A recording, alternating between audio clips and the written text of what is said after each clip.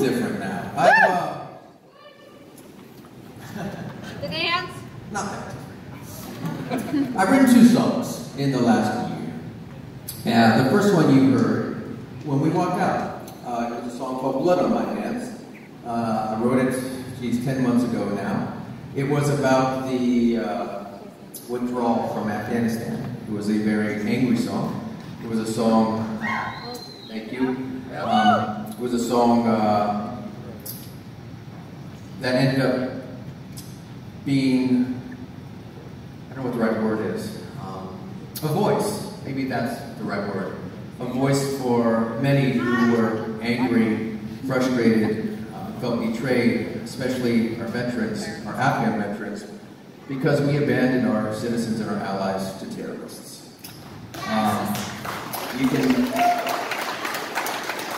I know it's a very emotional thing. I know it's kind of been out of the news, but we're coming up on the 1-year anniversary. It was a song that I wrote very quickly. I didn't know what to do with it. I just wrote it, recorded it, and put it out. It was kind of a yell, a scream. It was inspired by a friend of mine who does incredible philanthropic work, who I've known for 20 years, who called me the day after the withdrawal and said, I need a phone number. I said, why? Because I have to go to Afghanistan and rescue the people we left there. And that made me so angry that my friend was going to risk her life to keep the promise to people that have worked with us, sometimes saved our own soldiers' lives. It was infuriating. It still is. And one of the strange realities out of that song, and that it became a song that really, I think, spoke for a lot of people's frustrations, was I started getting emails from people trapped. How surreal is that? They're so desperate they email some songwriter to try to evacuate, get themselves out. It's frankly so ridiculous, I'm still getting them. I got one 2 days ago. But one of the few silver linings, I wouldn't call it silver lining, but something that kind of kept me going. When that happened, I was so desperate, I started reaching out to, what do I do with this? And there were these private organizations, mostly formed by veterans, but not all, who on their own decided they were going to go keep the promise and rescue people and form these groups and quit their jobs and drain their bank accounts to go rescue our allies. A lot of them were Afghan veterans to go save their interpreters, the soldiers they fought with, the people that we promised, SID holders we promised that we would take care of if something went bad. And I became embedded with some of these groups, and I would sit on their Zoom calls, and I'd watch what they, between going to take their kids to soccer practice and going to work, they were organizing these sophisticated organizations, raising millions of dollars. Some of them going down there to Afghanistan themselves, shepherding Afghan people through sewers to airplanes to evacuate as many as they could. And that was very inspiring to me. And I worked with a few groups. There's a lot of them. One was called Project Exodus of Belief, one was called Task Force Pineapple, and another was called Save Our Allies. Save Our Allies, folks, they rescued 12,000 people in 10 days. It was amazing and inspiring. And through that relationship, we were doing some stuff for the troops together, and then the war in Ukraine broke out, and hence my second song. The next song I wrote was a song called Can One Man Save the World? And this song really had two sentiments, 2 points of view. One was certainly to recognize the Ukrainian people and their fortitude. It recognized President Zelensky, what was our first act when Putin invaded Ukraine. We basically offered Zelensky a plane ticket to abandon his people. And unlike Afghanistan, he said, keep your plane tickets, send us some stingers, knowing that his wife and his children would probably die. So I wrote the song One Man Save the World, and I went out there, and you know, some people liked it, some people didn't. It's cool. Trying to shine the spotlight. But I was on the road with my string quartet, and I wanted to play the song, so we were arranging the strings for the song. And I had a thought of, why don't I go to Poland? The Polish people, the Polish president have been so amazing in this war, taking millions of refugees. The president was one of the first people to Kyiv. And I had a thought, why don't I go to Poland, play with the Polish orchestra, play this song. I've seen some of their concerts. It would kind of keep the light on them, maybe give them a shot in the arm. And I called one of my Save Our Allies friends, and I proposed this idea. And she had relationships in Poland, and she said, oh, let me get back to you. So a few days later, she called me back, and she said something I will never forget. She said, "How would you like to go to Ukraine and play your song with the Ukrainian orchestra?" Yeah. Well, I didn't call.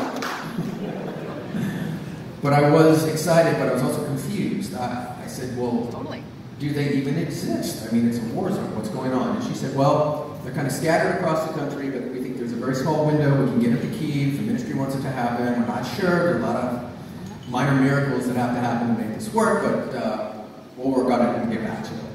So I'm on tour, and it's my last tour date, the night before my last show. And my wife's out on the road with me because we know something might happen.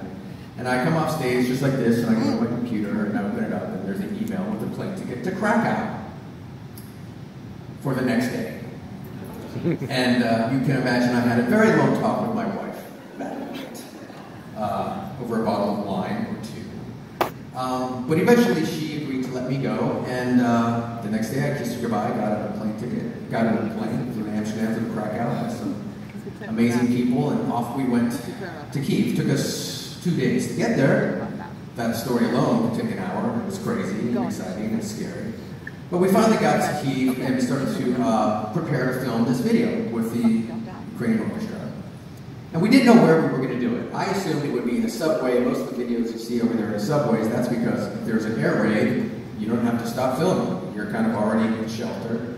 And most of the videos over there are in kind of underground, bunkers. But when we arrived, I was told that there was a likelihood that we could film in a very special and I think appropriate location. If you see the video, and I encourage you to look at it, just Google or just go to YouTube, One Man Save the World, featuring Ukrainian orchestra, you'll see we played in a bombed out airport. And we played in front of the symbol of Ukrainian independence. The symbol of Ukrainian independence is actually an airplane.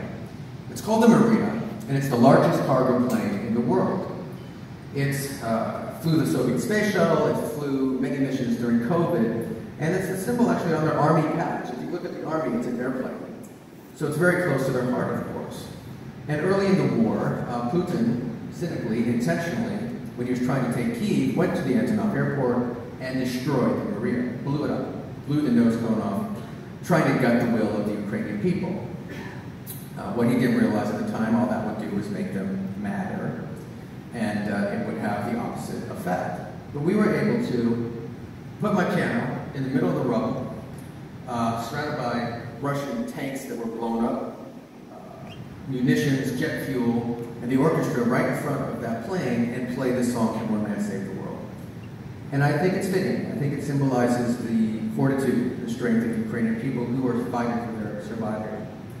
So what I'd like to do right now is give you a little taste of what we, our American entourage, experienced that day. It was very moving. I wish you all could have been there. I think we would treasure our freedom maybe a little bit more. What I'm going to do is I'm going to play this song for you, One Man Save the World, but we have the audio of the Ukrainian orchestra, and they will be playing with me tonight. And if you close your eyes, you might imagine what we heard that day in late May on the outskirts of Kyiv with these incredible people.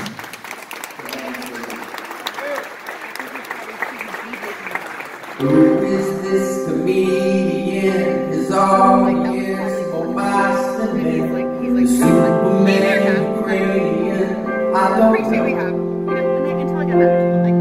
Great grandson of the Holocaust. The Eastern half, the West has lost. Men don't care who comes across. I don't know. But he's got everyone thinking. Yeah, he's got all of us thinking. Can one man save the world?